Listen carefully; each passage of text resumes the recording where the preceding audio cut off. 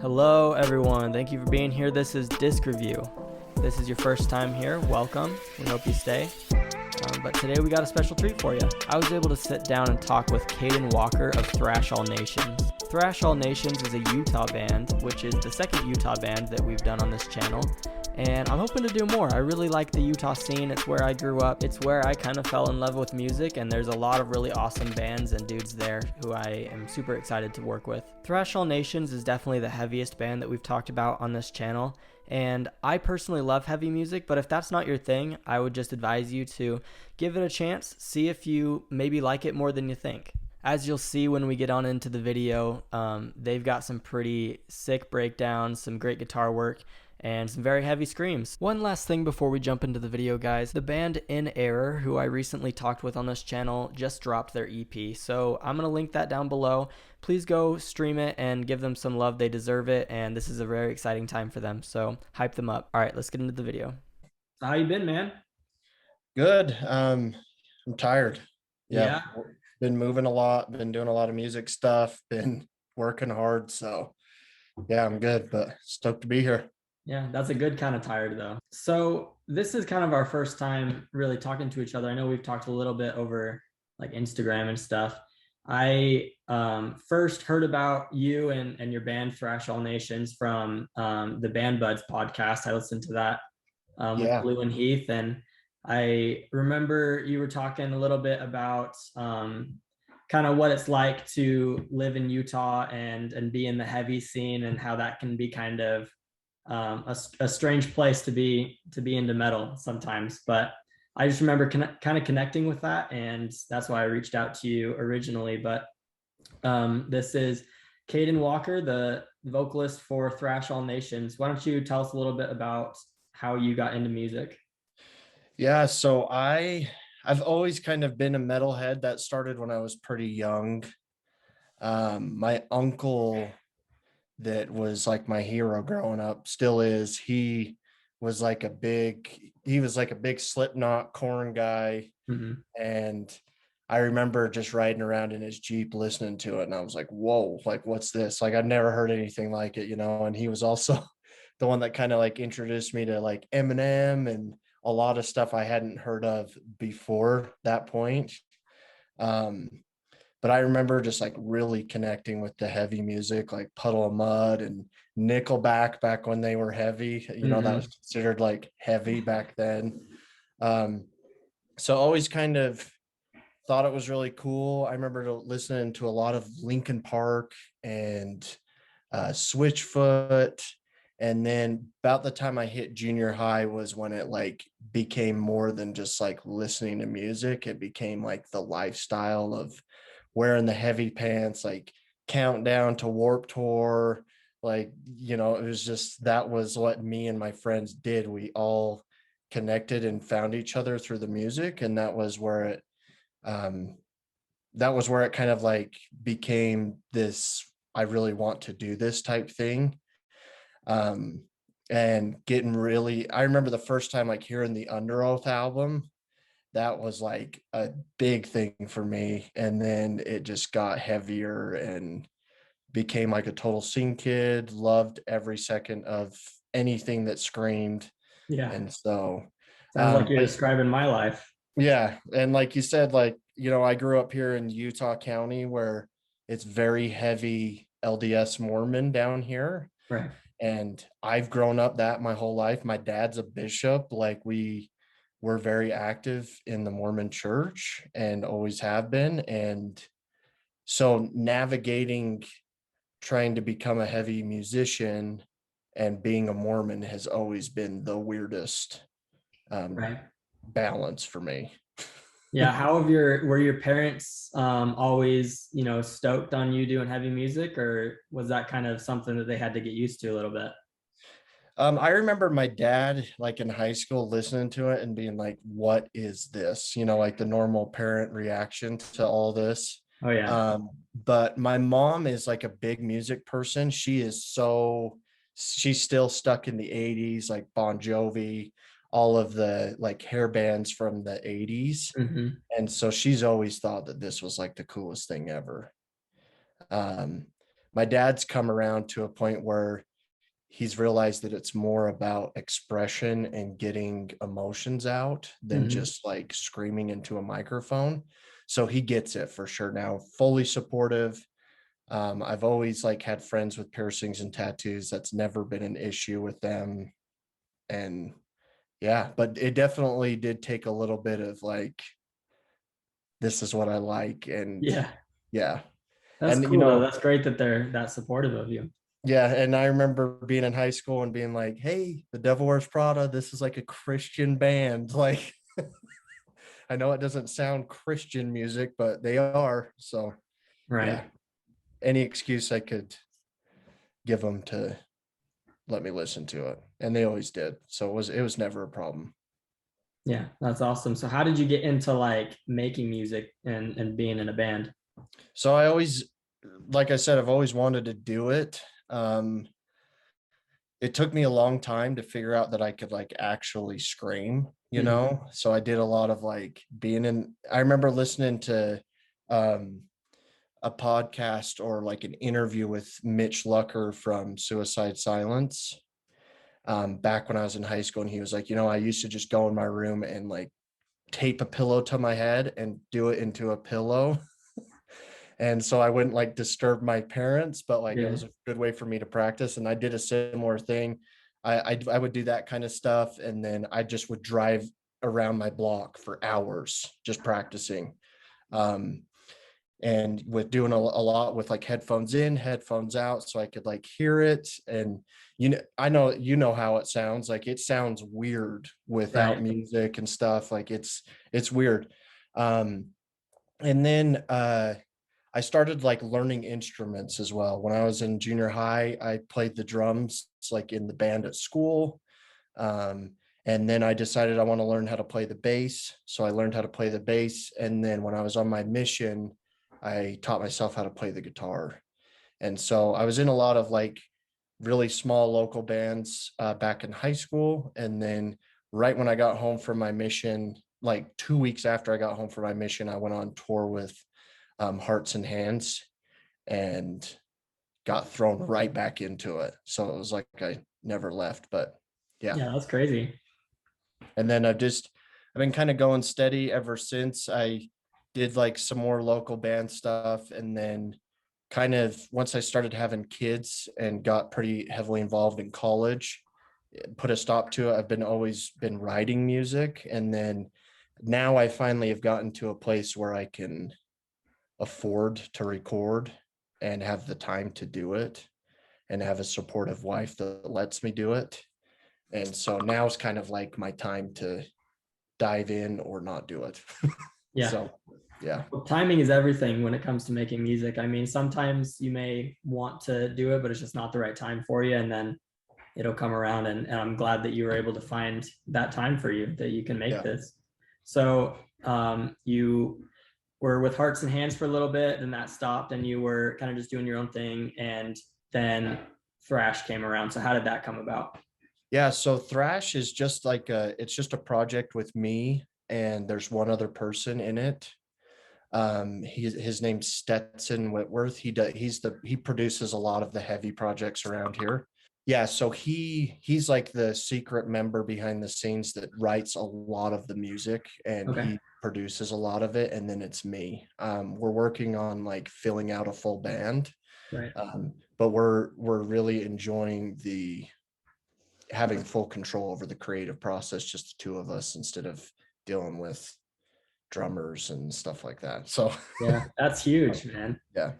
Having full control over your projects. Yeah, so I found myself like in a point in my life where I was like, I really got to do this or it's never going to happen. Mhm. Like I'm 30 now, like I'm getting to the point where it's going to start getting weird being up on stage in front of a whole bunch of young kids and stuff. So um I feel like now it's the now or never time. Yeah. So yeah. Cool. So you are planning on filling out the band. Are you going to like start playing shows and are you gonna do tours at all, or are you kind of just planning on staying local? I want to do tours. I've had a lot of people ask me to tour and do stuff like that, I work from home most of the Mhm. time. So like stuff's really is remote for me. So I really can work anywhere.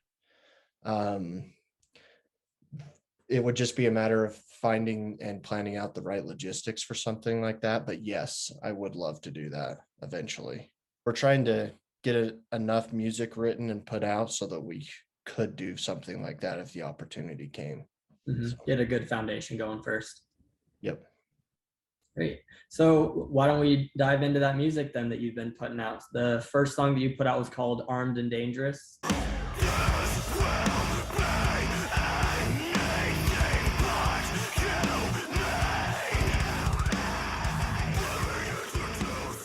So how did that song come about, and what's it kind of about?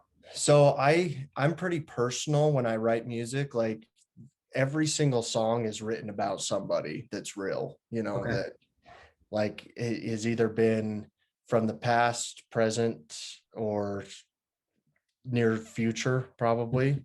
Um, I've never been like a confrontational person. I've always been pretty shy, and I try to treat and love everybody like I would hope that they would treat me. And I found out that that is not the case, Mhm. and people take advantage of your kindness. And so this is my way to tell people off without having to do it, if that makes sense.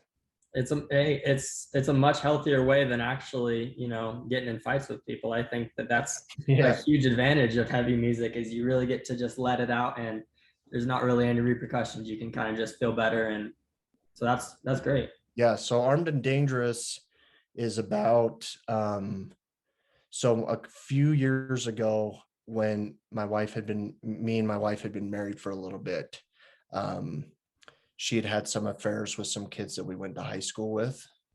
And that is what that song is about. Gotcha. So everything's still good. We've patched everything up. We're better now than we've ever been. But that was kind of the incident that kicked off wanting to start this project. Hmm. So that's what that song's about. Okay. Were you getting any streams or any traction from it? Yeah, it was actually kind of surprising. I just put the song out and kind of like did some Facebook ads and did some Instagram stuff, and I think it's like our second most streamed one, and for sure like the lowest quality and least amount of work put into it. But yeah, I still have people that send me messages all the time about how much they like that song.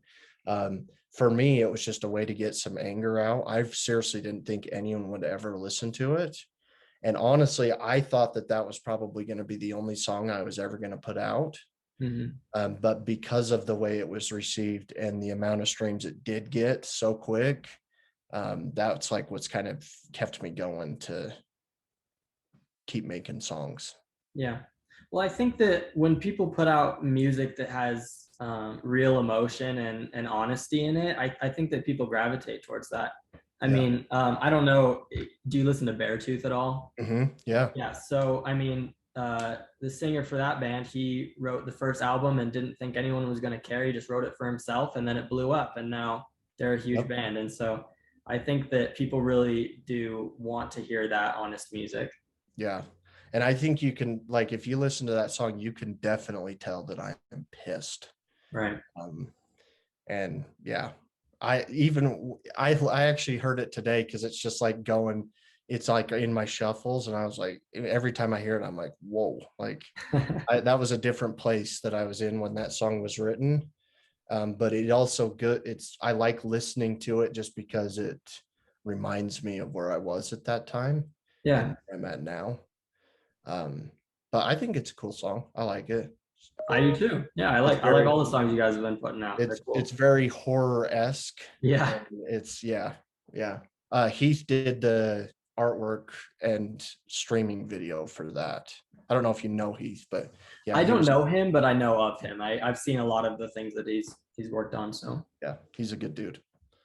So yeah. yeah, so you guys did that one, and then it was still just you two at the time, Yep. you and Stetson, you said, Yep.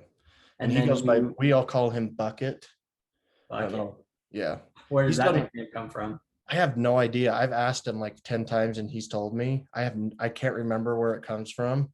But he's done a lot of work with like some pretty um well-known people. He's done a lot of work for Chelsea Grin. He Wow. is pretty good friends with the Our Last Night guys. He's done some covers with his project that's called Living in Fiction, and they've like done collabs with Our Last Night and stuff. So he's pretty well known. I feel pretty fortunate to be able to work with him regularly and be friends with him because he's a cool dude. So if you ever get a chance to meet him, yeah.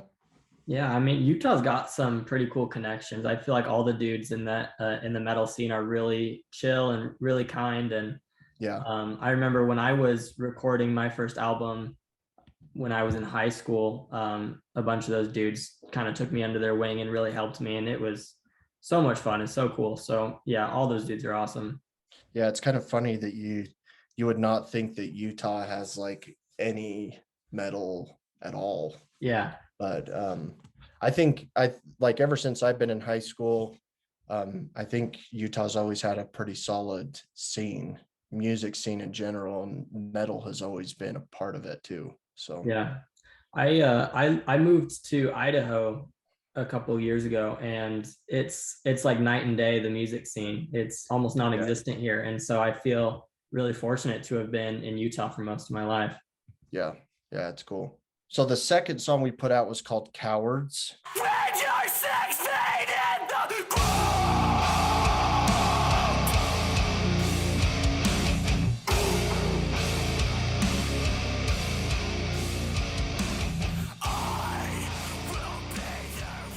So that one, I got lucky. So I don't know if you know the guys from Classic Jack. Cole Ashby, the singer for that song, was on that song. Mhm. And I've been friends with him for the better part of 10 years. It's been like a really good acquaintance, but we became friends in the last couple of years because he records with Bucket as well.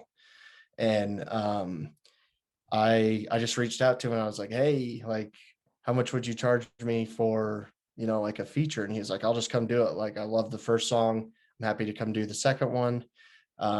And so that song was kind of just like a screw you song. Like, Yeah.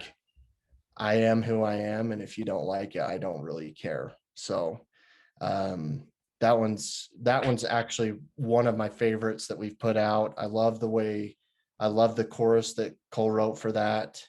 And it's got a really like chuggy, heavy tune to it. And that's like my thing. So yeah, I like that song. It's a good one.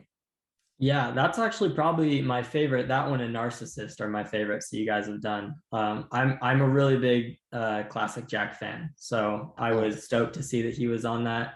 And it's so cool that you get to work with them. They make amazing music, and every Yeah, song they put out lately is killer. it's just so fire. Yeah, it's so good. And then after that one, we wrote Try Me.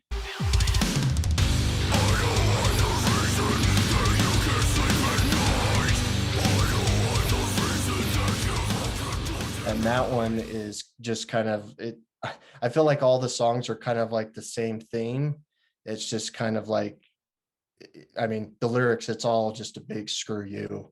Yeah. Um, if you don't like what I'm doing, I really don't care. So it's that one's kind of like a try me. Like, if you got a problem with me, come try me, And so that one's kind of like calling everybody out that's ever pissed me off. And that one is probably my least favorite song. I don't know why. I don't connect to it a whole lot, but I still think it's a good song. And there's people out there that love that song. Yeah. So I've come to learn that even if you're not like 100% feeling something, somebody out there may and hopefully will. So yeah, that one was the first one we put out in 2021. And then we wrote Narcissist.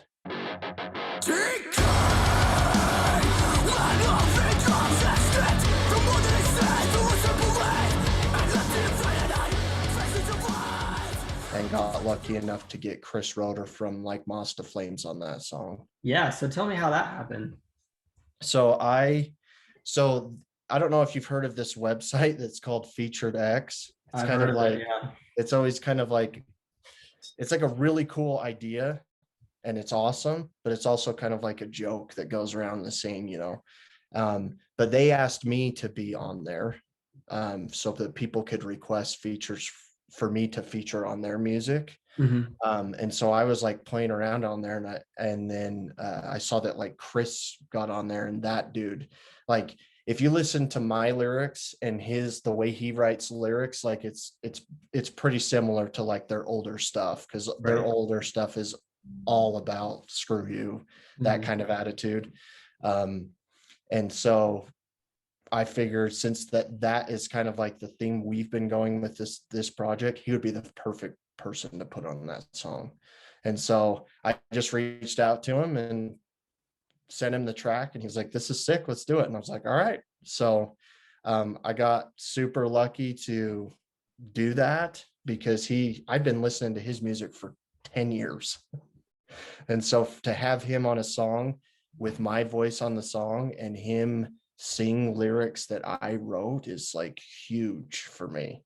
Huge confidence builder to have someone that you look up to think that something you've written is cool, and that they were willing to stamp their name on it, was huge for me. Yeah. That is so cool. Is there anyone else in the scene that you would love to feature someday? Like, what's your dream feature? Oh, that's a good question. I'm still pretty like old school. Like if I could get somebody like Mike from The Devil Wears Prada, or Jake from August Burns Red, or like something like that, that would be huge for me. Um, when it comes to the newer stuff, like my dream feature of like somebody that's like actively writing music and is somewhat newer, like up and coming.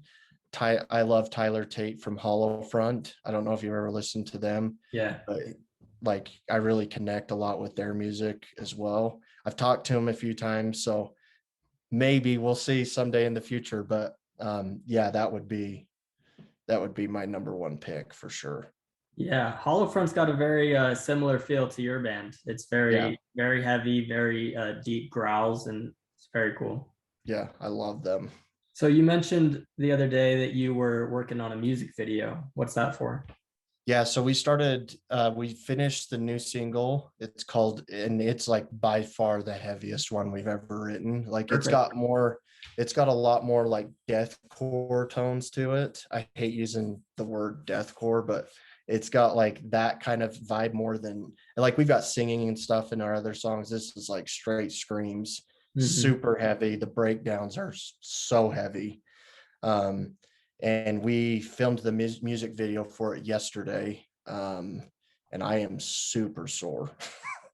So yeah, the lots of headbangs, like big drops. Um, I think it's the best song we've ever written, just because I'm all about heavy. Like the heavier it is, the better it is for me. And Bucket, he's more of like a Slipknot type guy, Mhm. and like I've said, I'm more of like a breakdown guy, like straight breakdowns, you know.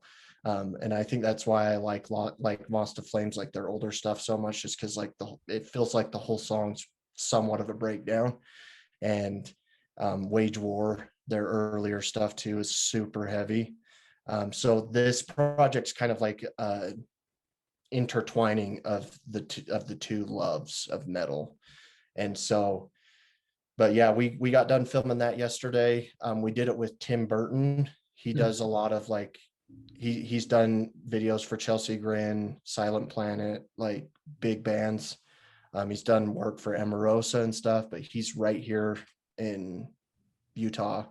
And I actually went to high school with him. And it's been like a bucket list to kind of do something with him. So this music video is like a full band. Like there's four of us playing at the same time, and I'm hoping it's gonna be big. I hope people like it. So Yeah. Now the dudes in the video, are they in the band or they're kind of just placeholders for now? they're placeholders. So the guy that plays bass, his name's Angel. I was in bands with him previously. He's got like wife and kids and stuff and is like pursuing a career. But for me, like it's all about these people that I've been on the journey with before, right? And if they still have the love and drive for it, would prefer to have them be part of it with me. Yeah. And he's never had the opportunity to like be in a music video and stuff. So for me, that was huge. And then Gavin from Classic Jack, he's playing guitar in the video. And then we got this kid named Tyler Ruiz, and he's a well-known drummer here in Utah County. He was in bands like the Come Down and stuff a few years ago, and he's just kind of like playing gigs that he can find and like drummer work that he can find. And so I thought he was perfect he's been wanting to do some like heavy metal work, so I was happy to include him in this as well. Yeah. The Come Down dudes were actually the guys who helped me with my music projects in high school. So that's funny. I didn't actually know Tyler, but I knew the other guys. Cool. Yeah. So you knew like Chris Gibbons and those guys? Okay. Yep. Yeah. Yeah, they're all cool. Yeah. So when's that gonna come out then? So I'm just waiting to get the video back. That'll probably be a week or two, and then it'll probably be a month after that, around a month. So probably mid-January, end of January is what I'm shooting for. And then I've got 2 more singles that are like halfway done. And we've got a cover that's halfway done as well. And we're going to put those out, and then I'm wanting to do like a actual like EP. I'm kind of getting over just like doing one single every 3 months. So I'm wanting to like get a little more all in and schedule a lot more studio time than I have been, so that we can push out more content. Because after doing that song with Chris, like our reach across the world grew a lot bigger. And I don't know if you've ever seen like the girl on Facebook and Instagram, her name's Mystique. She does a lot of like, she'll take like a heavy metal song and then she'll add like keyboards and cool synths and stuff into it. Yeah, you posted that. I saw that. Yeah, so she did that for our song too, which also like shot us super far. I think that video's got like 80,000 views or something on it, which for us is huge. That's crazy. And then I got talking to I don't know if you know Hardcore Keem. He's like a kid. He does like reaction videos. So you'll like send him your song and then he'll like do a reaction video to it. But he's like grown. His audience is huge now too. And he did a reaction video to the Narcissist one. So I think we're starting to like get a foothold to where people are starting to like know our name and stuff. And so I think now's the time to start pushing out a lot more stuff. Yeah. You gonna get some merch going or what? Yeah, so I have a little bit. I need to like revamp the store up a little bit, but yeah, we got some stuff going. Yeah. Yeah, definitely. Sounds like you guys are on your way then. Yeah, we're getting there. Thank you so much for talking with me today. I know you're a busy guy, but it was good getting to know you. I really appreciate it. That's all the questions I have for you though. Cool. Yeah, man. I appreciate it. It's really good to kind of finally meet you in person. And if you ever come down this way, let me know. We'll go get some food or something. Yeah, sounds good. Then let's do this again.